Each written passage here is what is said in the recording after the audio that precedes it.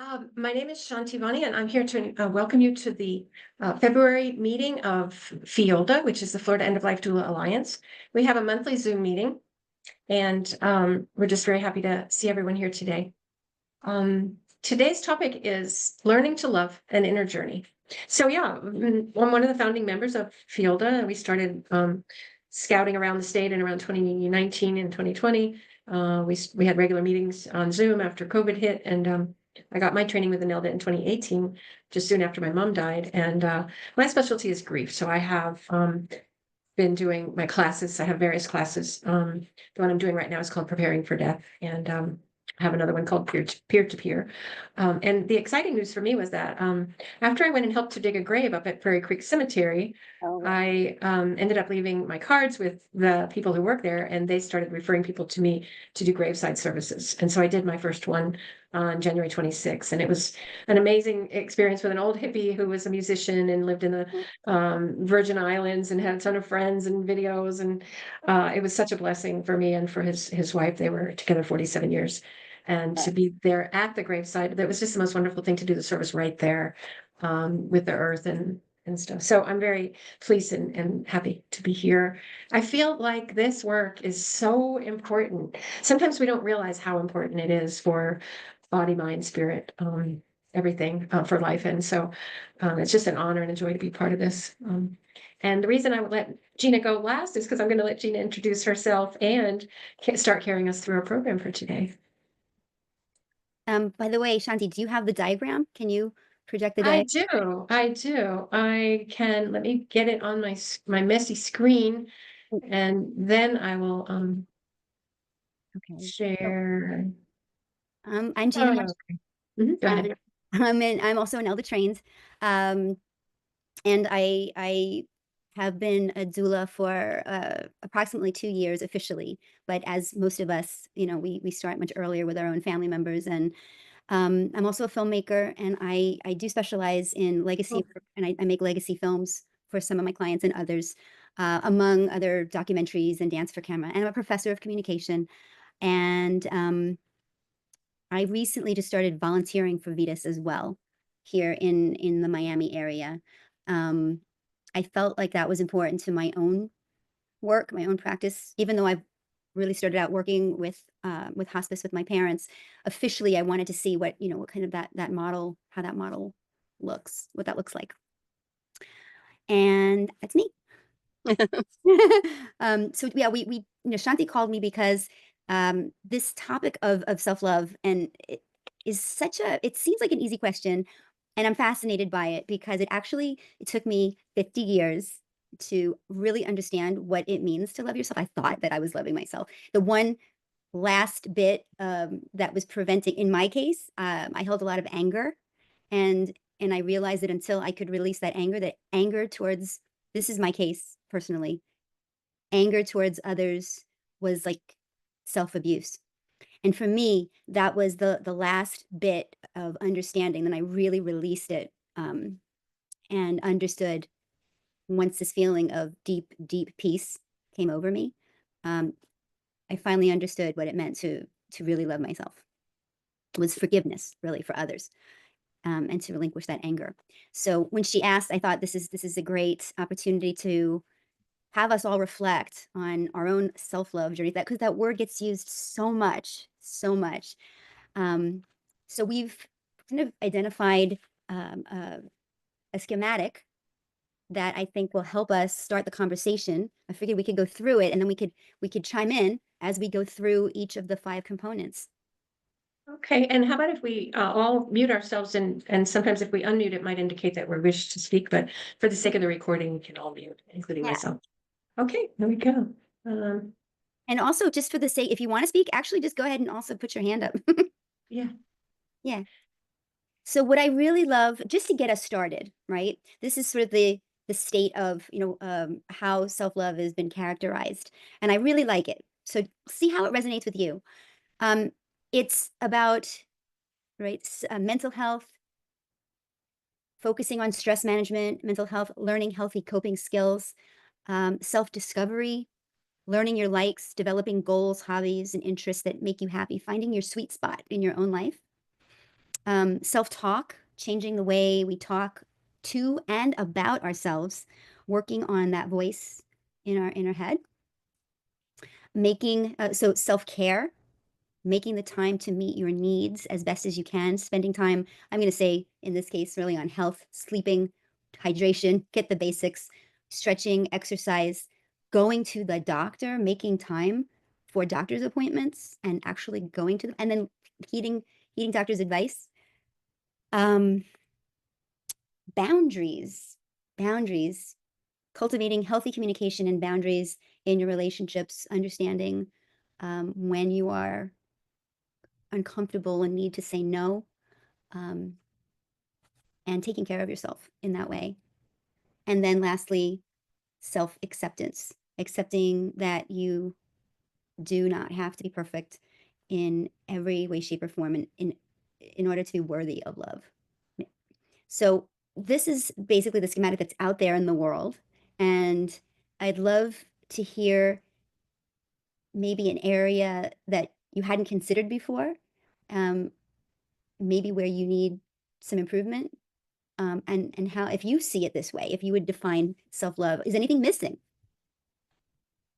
So I can't really see. Shanti, maybe you can let me know if somebody is raising their hand.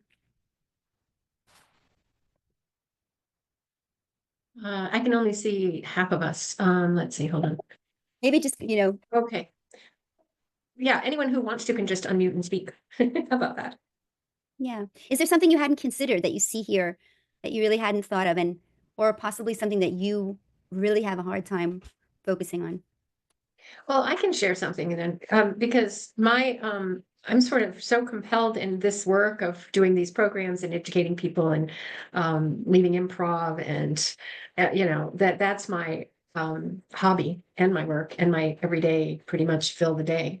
So the idea of having some hobby that is not dual work is kind of challenging for me. It's interesting. Mm. So that would be like setting time away and aside and nurturing a different part of myself that I haven't, worked on.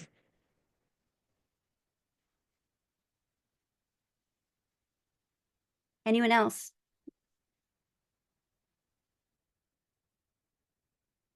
Is that you, Kari? Did you raise your hand? Okay, go ahead. Yeah, you're on mute. You're on mute. Okay.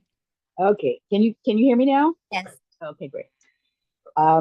At the start of this year, I invited a very dear friend of mine who's been friends for 45 years, and she lives in Peru.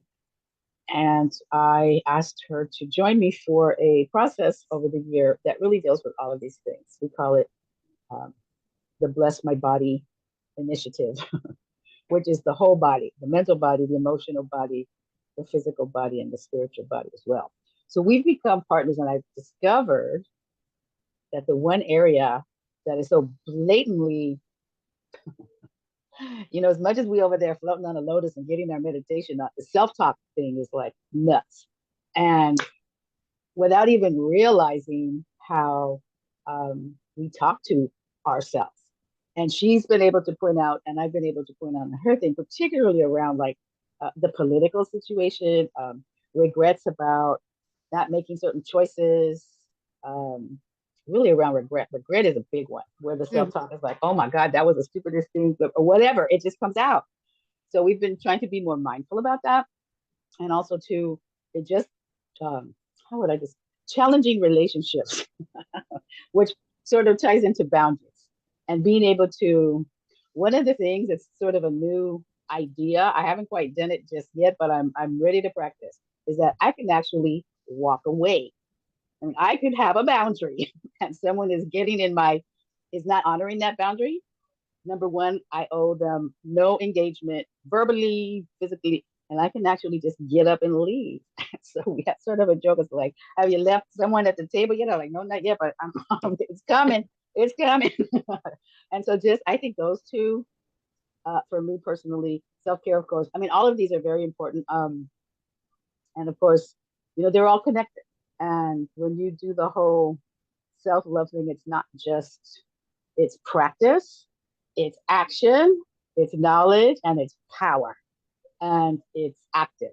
And the discipline part of it, sometimes, particularly, like I said, in the self-talk, I'll be doing some things and I'm like, well, that was dumb. And I'm like, reframe, use better word choices for the person that you love most and you find so interesting. Because aren't we all the most fascinating person that we know? Kind of thing. So thank you for letting me share. Yeah, I mean, this is the longest, most intimate relationship we're ever going to have with somebody, is with ourselves, you know? And it is a practice, an investment. Self-talk is, I mean, there are seminars and workshops and so much about reversing self-talk. My friend wrote a book called The Inner Mean Girl. She's out in California, Amy Ehlers, and she does a lot of work with that. And you know, I started to just cut myself off as soon as I hear it. I have like this practice. I don't want it to become muscle memory, right? So I'm trying to train myself. Does anybody else want to share maybe an area, one of these that are or more challenging, or something that they do very well in terms of self-love?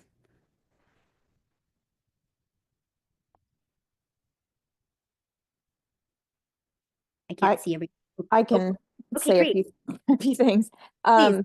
I feel like I'm in a second chapter of my life. I spent 20 years in one relationship and I'm now in a much different place. And so a lot of these healthier habits that are the neuroplasticity I'm cultivating for myself, I found much easier to frame them as though I'm modeling them for my daughter. So if I'm thinking in that mindset, it's much easier for me to do something that isn't in my wheelhouse or isn't in that's less comfortable.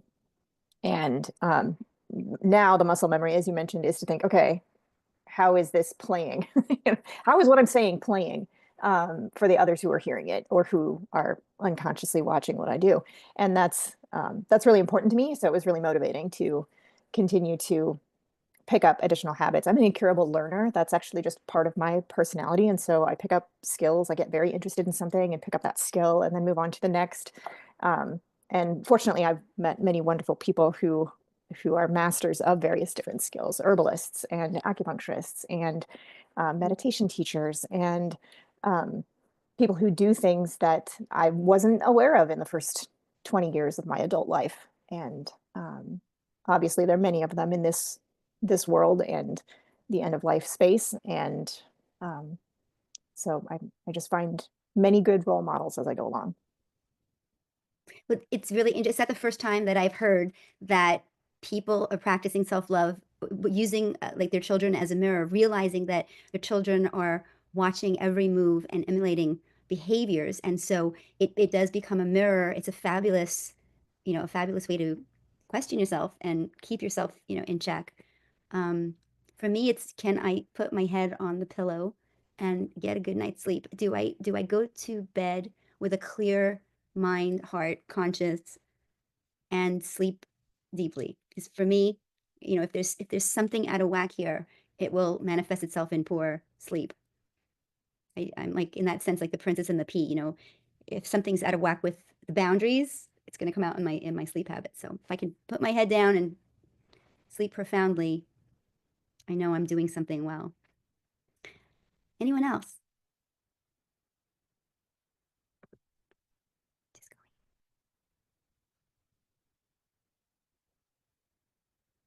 How about something that you do really well on this chart? Something maybe that isn't challenging, but something that you know, you excel at. Mariette, are you talking? I don't know if you're on mute. You think you're on mute?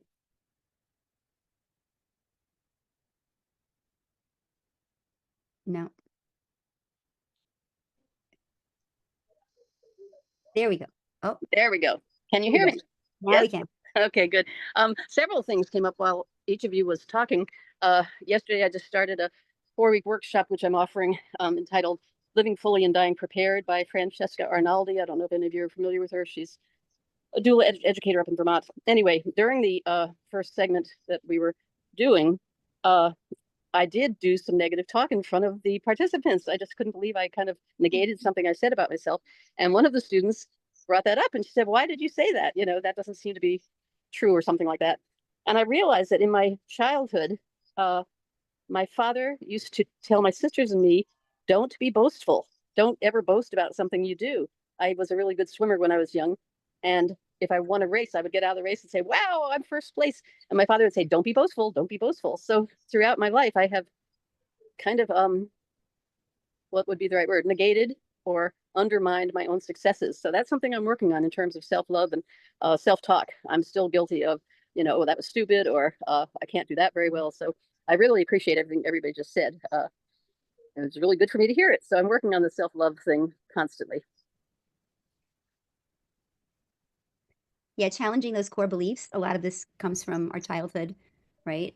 Yes, definitely. And also that's it's a big gender thing. That women shouldn't be, right, boasting or tooting their own horn. Carrie. Hello again. I just wanted to mention something, Christine. I have the pleasure and absolute honor to live with my 33-year-old adult son. I have one son, and I'm continuing to model best behavior, because they start talking and he starts saying things now that he's grown.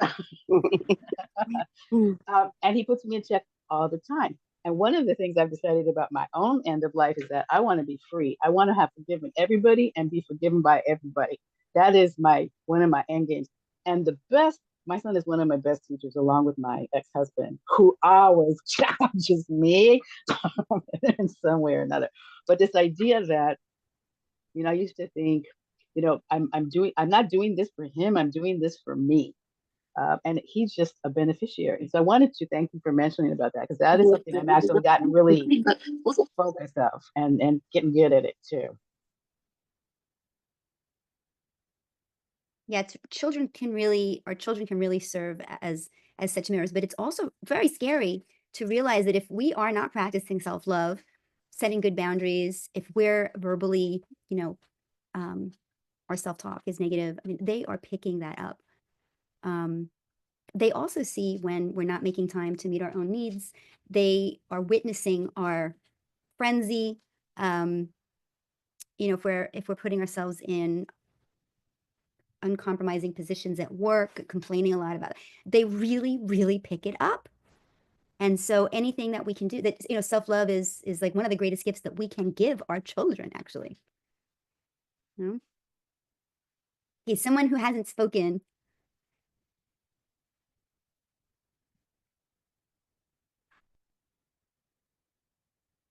I'm curious if anybody has maybe struggled with, this self-acceptance, and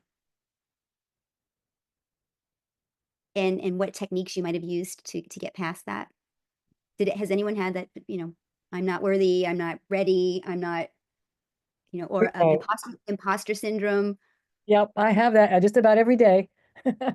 I'm never good enough, and I don't sleep well either. So that self-acceptance is probably the toughest one for me. Even playing pickleball, if I have a bad time, it's, oh my God, what's wrong with me? It seems like I have a difficult time forgiving myself for any little mistake I make.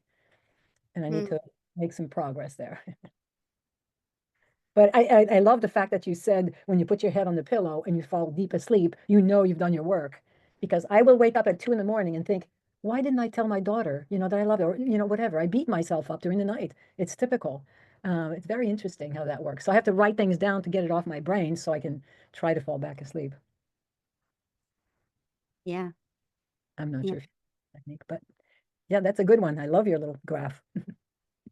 Well, yeah, I didn't make it. I'm not sure who actually created this, but I really love it too, because, I teach at the university level, and you'd be surprised what university age people think self-love is. They think it's like getting their nails done.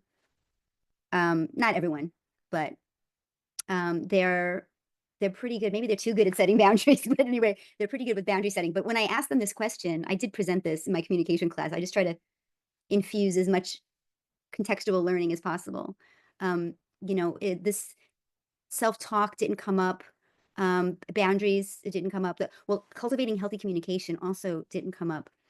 And I mean, since I am a professor of communication, I just want to say that there's nonviolent communication courses that have been around forever, really teach us so much about ourselves in the reflection part, understanding the language that we use with other people, words can mean so much, and they say so much about how we feel about ourselves. And we don't realize, I hadn't realized just what an impact healthy communication can have. Little tweaks of it stems from the self-talk, but then this is the external, how relationships can flourish, how hearts can open, how when we do come and talk from that place of self-love, it transmits and creates deeper connections. And it's all, you know, it both a spoken, a verbal, and a nonverbal communication level. So the way that we talk to ourselves is often how we talk to others, right? If we're really judgmental and hard on ourselves, we're tending to be judgmental and hard on other people. And that comes out. That shows. So it's another positive about really spending time and focusing on self-love, because it will create more deep bonds. The external benefits of self-love are numerous. Anybody else? Did you want to say? Is that a hand? I can't say. That's me. Good. Yeah, I mean, the part about judging others is such a long-term habit. And oh, she this, or oh, ugh, the driver that passes me on the ride.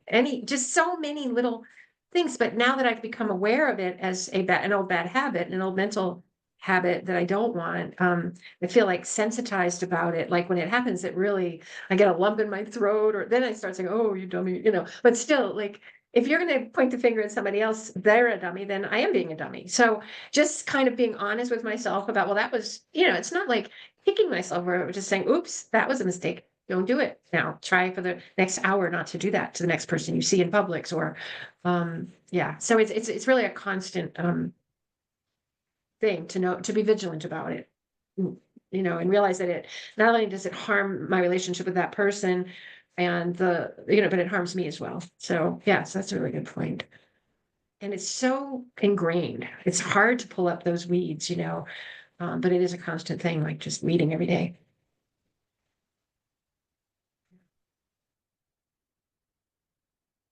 How about mental health?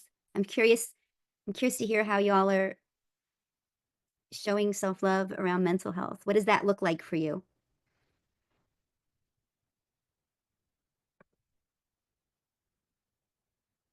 Wait, Marietta, if you're Yes, on mute. thank you. Now I unmuted. I can't do it on myself, but then somebody gives me a thing to unmute. So that is how I get unmuted. Oh. So this is just everything. I'm just soaking this all in and taking notes. I realize now at my age, most of my family of origin is gone. So the people who knew me back when I wasn't a very lovable person, are no longer here. And I'm finding myself at the age of 80 to be able to accept myself more, because I don't have those physical voices and people who knew me when. I learned that somebody told me that people don't change, which I know is not true now. But I also find that when I feel most accepting of myself is when I'm caring for others. I feel almost as if that negative part of me leaves, and I am truly my most authentic self when I'm caring for others. The more I do, I think that's why I went back to work after retiring, because it's good for me. I feel better about myself when I'm doing that, and I can tell myself I'm good at what I'm doing and accept that. So, yeah. That's a really good point. I'm trying to unmute myself, but somebody else might have to do it. Somebody has to mute me. That would be Shanti. She's in control. That's been me. I've been, yeah. Oh, sorry, Christine. Sorry. Okay. It's okay. Sorry, It's okay. Wanted to add that I had a really hard time for many years. I probably am an anxious person. Much less so now, but I think I spent a lot of time extremely tight and anxious, and that's how I move through the world, because I'm an introvert and I observe a lot and say little. That's why I need to write things. I think better in writing. And it took me a really long time, and I learned by accident that when I pair movement with a conscious effort to be helping my mental state, that the combination of the movement brought my anxiety way down immediately. And then I became interested in different modalities I didn't have patience for before. I have many friends who are yoga instructors, and I failed yoga intro one many times. But there opened a place for that when I realized how fused my mental health was with movement, and learn to teach Pilates, learn to teach dance, learn to teach, if I'm able to share it and focus the energy of why the benefits are reflexive, that really helped a lot. Interesting. So I just want to clarify. You're saying that the learning comes easier when you combine it with movement? Yes, and that movement was therapeutic for my mental health. And Yes. I had, for whatever reason, not read the science around that until, probably the last 5 years of my life. I knew it, but I didn't articulate it. And so I wasn't making time for it in the same way. Yeah, I mean, for people who can move and have that facility of movement and have, use of our bodies, it's it's probably one of the best ways to calm the mind. I mean, I am a yoga instructor as well. I'm not teaching now. I just want to do it. I don't want to teach it. If you teach, you don't actually do it. But I found that has been the key to my self-regulation of my nervous system. And I have had some physical pain, and I've been really busy. So I haven't done yoga in about 6 weeks, and I can really see how it's affecting my anxiety, everything, my sleep, because it's in that process. And it doesn't have to be strenuous yoga. It can be, yin yoga, where you're holding the postures for 3 to 5 minutes gently. It could be nidra yoga, where you're basically on your back, being aware of each different part of your body. Or it could just be a meditation, lying down meditation. But having that practice a couple times a week, I really noticed, like right now I'm not at my best moment of self-love, but I'm choosing to do other things. I mean, I'm trying to finish a project. So I knew this was going to happen, but the evidence is in, that yoga is key to my mental health and key to my self-love, my process of, finding that equilibrium. And I feel really happy that I found that. It's for somebody else, it could be taking long walks, but movement, just in terms of movement, it could be dance. It could be, it could be anything. Walking is so fabulous. Yeah, and I think even like in my grief work, sometimes you get so just tense or filled with emotion, and even just standing up or getting a glass of water, just move out of that into some kind of flow. Or like the other day I was outside walking and I picked up this leaf, and it just changed my consciousness a little bit. It was just so interesting. Oh, I have a piece of nature as a gift, I don't know. It's tiny little things like that. So when you feel stuck, just a little, yeah, it's nice to learn to just pick something up or change your clothes, or I don't know, it could be anything. Does someone who hasn't spoken want to speak? Anna? Yes, I'll speak. I just love that, we're bringing the topic as doulas, because it's really everything that we've mentioned will be something that the person that we're sitting with is going to mention. Because in our walk now, we're aware of it. And that's what all of you have said, how you become aware and how you notice and how you do. And that's where we're at. We're edifying ourselves and working on ourselves and looking at ourselves. And for me, I find that if I can maintain that gentleness of saying, today was a good day, you did good work, and just be the gratitude piece, to be grateful and to incorporate all of this, we're making meaning in our life.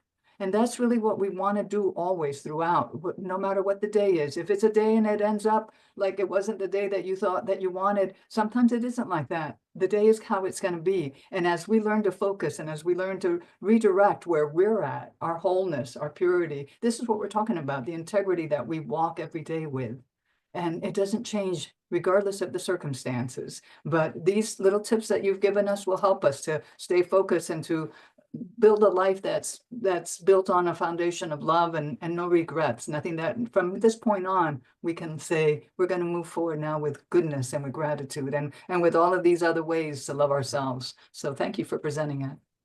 Anna, thank you for such an incredible overall, summary of how this relates to our work. That was perfectly said. I almost feel like we should end now.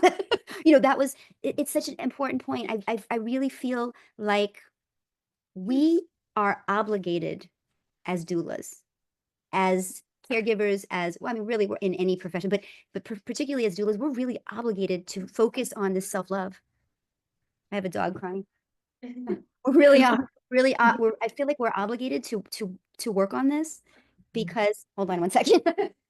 Well, yeah, because we can't really be effective in our work of supporting each other in their journey if we're not centered on loving ourselves first. Otherwise somebody mentioned imposter syndrome, right? Then we're just like pretending to be doulas. So it's really a wonderful challenge. I did want to say in the chat, Christine, you put a link to was that a link to the YouTube channel? Yes. Okay, so people should grab that and make sure you have it if you want it. Also, we do accept donations. We're not pushing it, and that's why we're low on funds right now. And we have some the state fee coming up and things like that. So we do welcome donations, and you can just go to our website, FEOLDA.org, and always put something in there if you want. Or if you're a doula who's not signed up to be in our directory, please do that. And yeah, I just wanted to be sure that we respect everyone's time. And is there anything else you wanted to add, Gina? No, I guess I was trying to get everybody to participate. But I think we've had such incredible comments. I did notice our quiet person put up a beautiful little sparkly red heart. So that was a nice touch. I could feel that they're there and listening. And sometimes we don't, show up with the camera, but just to know you're there was really sweet. I always like to end these times with just everyone having an opportunity to share a little takeaway, something that you received from being here together today. So I would just welcome anyone who wants to say something about something that you got from being here with us and feel you'll carry with you. Marietta, what's on you? Unmuted. Okay. I think the thing that stands out for me is that in practicing not judging others, I have to start not judging myself. Or if I do judge myself, let it be positive. So that's what I got out of that, because I definitely do, judge anybody I see, and I judge myself constantly. So I'm going to start working on that and not judging myself. Thank you all. Thank you. Whoever wants to can just unmute and say something.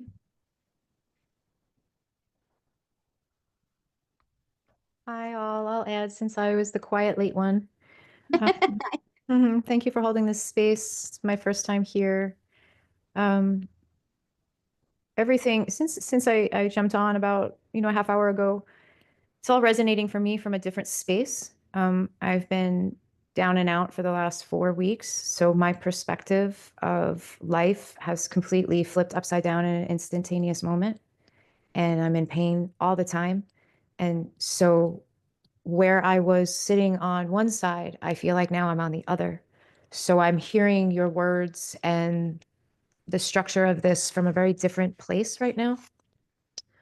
I'm also feeling like the reminder of that walking in beauty constantly. And what I'm doing for my mind space right now is believing and knowing that in every moment I get to choose again. So in every moment, if I find myself in almost that space or energy of judgment, even self-judgment or towards others, because same, right? It boomerangs back the same to me. So I'm constantly putting myself, nope, I'm going to stay positive. I'm going to do my best. I'm going to attempt to get outside and sit and prepare myself for at least 10 minutes with my flowers and journal if I can't work physically, right? And so I've found different ways to balance my energy. So I'm at that highest vibration, even though everything has flipped and changed for me. So thank you. Thank you, Shar, for Sure. sharing and opening up. And and also know that you have support from this group always as well. Yeah. In fact, I would like anyone who wants to put their email or phone number in the chat can do that. Yeah, You can reach out. definitely. Yeah. So Anna, were you going to say something? Yes, I just want to say thank you, and that I feel hopeful knowing that there's people looking at our career or our work here, our passion, if you want to call it that, a better apropos word for it, and that it does change from moment to moment, all of these things, you know, we can be feeling really good and then a thought comes in and wants to derail us, but there's the work of awareness again to bring us back onto the track of saying where it is, how it is that you want to live your one life. Because it is up to us. No one else is going to be able to make those choices out there. It comes back in here and into your heart. So I appreciate just having a structure and hearing how many of us are really involved and invested in healing ourselves so that we can be present for those when they need us. Because it isn't always going to go in that way. As she just mentioned, that the life can flip upside down and easily does. And so there we are then to have to deal with those set of circumstances as it comes along. And how will it be? How will we be? That's the practice that we're talking about. And I'm encouraged to hear all of us and to know that I have your support as well. So thank you. Very much so. It's such a cliche, but we really must put our own oxygen masks on before we can help other people. So I hope, Is there I hope anyone that else you, who, yeah, anyone else who has a little final thing to say? Yeah, I'm just so deeply touched by this sharing, and you know, I mean, we are recording it, and we would like to share this with others, and I want to ask if there's anyone who's not comfortable with that. Everyone's okay. Yeah, that's so sweet because I think it's going to be beneficial. It's a deep kind of sharing that, you know, is so important. Anyone else who hasn't had a chance for final word? Definitely got me thinking about a lot of all these ideas. Thank you so much, Gina. thanks for the invite, Shanti. Can Wow. you take the graph down so I can see all the faces one more time before we close? I'm sorry. I thought I did. Let me do that. I'm so sorry. I thought it was all right, let's see. Oh, let's see. Christine, can you help me do that? Because I thought I had I think I did. Okay. Is that better? Yeah. I thought you were seeing everyone at Yes. that whole last 20 minutes, darn it. Learning about Zoom. Yeah. All right. So, Shanti, Christine, what's the next one? do you want to mention anything about our next talk that we're having in March? You're muted. I am leading the March session on narrative medicine, which is a particular skill, set of skills that focuses on close reading of text, which is akin to close listening, which is what we do in this work, followed by a really constrained writing prompt that is related to the close reading. And no prior writing or experience is necessary. It's very accessible. There's quite a bit of science behind it. It's a practice that was originally taught to physicians and others in the medical community as a way of expanding empathy and compassion in the clinical setting, but it's now something that's widely used by other practitioners. And I work with the University of Minnesota doing something similar through a set of forms. So I'm interested in it and ways to facilitate that for end-of-life work. And I'm leading a session in March to introduce others. Great. Great. Okay. So that's going to be March 6th. Yep. All right. Thank you so much, everyone. This has been beautiful. We'll see you next time. Bye-bye. Thank you.